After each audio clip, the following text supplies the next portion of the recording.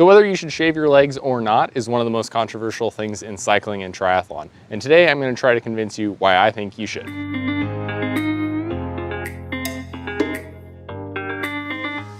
What's up everyone, my name is Justin, you're on Justin Does Triathlon. Let me tell you, if you go to any cycling event ever, from a road race to a triathlon, there's gonna be a bunch of men with shaved legs and a bunch of other men who say that it's dumb, it's silly, they would never do it, and there's no reason that anyone should. I did a video a while back about why I think triathletes should be in Speedos or briefs. The thing about leg shaving is there's kind of a similar thing where there's a lot of really good practical reasons why. First, I want to address the elephant in the room, and that is a lot of people just don't think it's manly to shave your legs. If you think it's gay or effeminate to shave your legs, then this is not really the video for you. If you tie your masculinity to the length of your leg hair, that's on you. For everyone else, here's the big reasons why. All right, so number one is speed. There's a lot of people who are like, oh, is that more aerodynamic? And there's a lot of other people who say like, no, there's no way it can be. The reality is, according to Specialized, and this study is down below, it is faster. In their wind tunnel, they reported about 60 seconds saved on a 40-kilometer time trial. So you say to yourself, okay, I don't care about speed that much, or I'm not racing.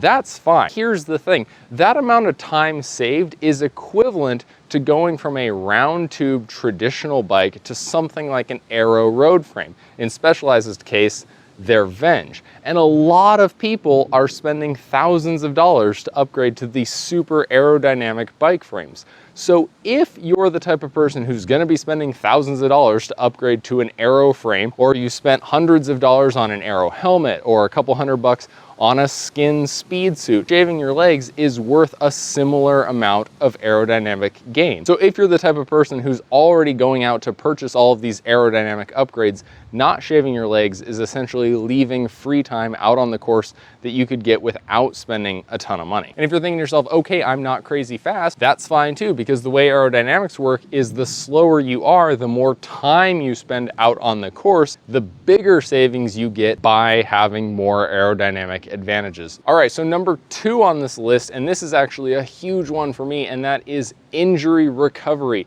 If you have never crashed your road bike or your tri bike, I'm super jealous of you. The bad news is you're probably going to. And when it happens, if you're unlucky enough to crash in gravel, like I was, and have two nurses using essentially sponges to scrub the gravel out of your skin, it is so awesome to not have hair there as well, making the whole process worth. Both nurses that were scrubbing the gravel out of my legs specifically commented that they've dealt with a ton of road rash, and people who have super short are much easier to clean up than people who are super hairy. And of course, if you don't want to get shaved, then you're going to have to deal with the tape of the bandages absolutely ripping the hair out of your skin like crazy when it comes time to change the bandages. So when it comes to wound care, being hairless or having super short hair is way better than the alternatives, both for that initial care and the treatment after the fact.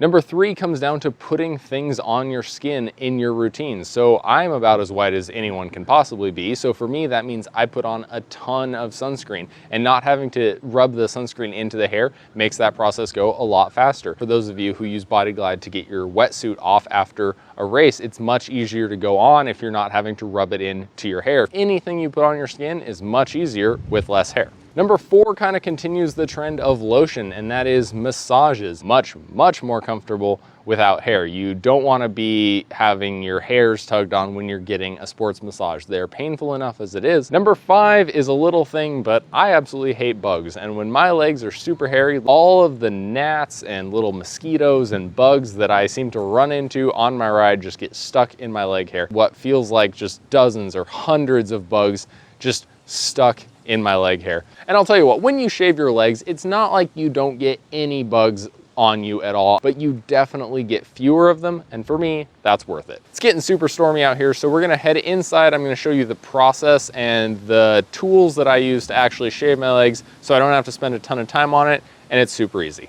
All right, so we're back inside, and I want to share with you the two things that I use to actually shave my legs. The vast majority of the time, my legs are not actually shaved, but rather just trimmed super short. So especially for those of you who've never shaved your legs before, if you're super hairy, how am I going to possibly use a razor on my leg hair? It's going to take days, Yeah, with an electric trimmer, you don't have to. So I rarely spend more than probably a minute every week or two, and it keeps the hair short enough that I don't care. So there's a couple options here, and they both work really well. So the couple options that I have here are your standard beard trimmer without a guard. These guys, the benefits are they're super, super cheap, and they do basically a perfectly fine job. I tend to just not use a guard and just kind of be careful with what I'm doing. So the next step up the line is something like this. This is a Philips Body Groom. This is about 40 to 60 bucks. Benefits on this, it has a couple of different heads, so you get sort of beard trimmer sort of vibe going on up here. So you get a razor and kind of a shaver side.